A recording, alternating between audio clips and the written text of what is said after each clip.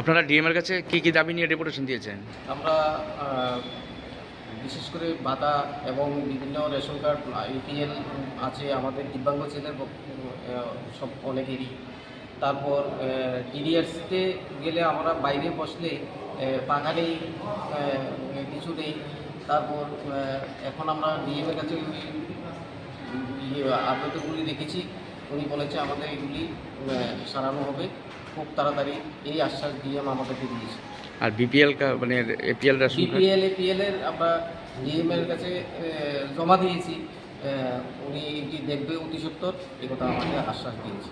আপনারা সিপাহীজলা দিব্যাঙ্গ স্যার? সিপাহীজলা দিব্যাঙ্গ স্যার। নাম কি আপনার? আশিস কুমার দেবনাথ। আপনারা প্রতিনিধিত্বমূলক ডেপুটেশন দিয়েছেন? আবার সাউথ সিপাহীজলা থেকে আছে সৈকত মজুমদার, উত্তম দেবনাথ, অভিজিৎ দত্ত। আপনাদের ডিএম অফিসে যে 2 তলাতে উঠতে লিফট, এটা কি বলেছে? স্যার দেখেছে, এটা আমাদের লিফটের জন্য অনেক চেষ্টা করছে, এটা বিকল হয়ে পড়েছে, তাই আমরা লিফটে আসতে পারিনি, সিঁড়ি দিয়ে নামতে।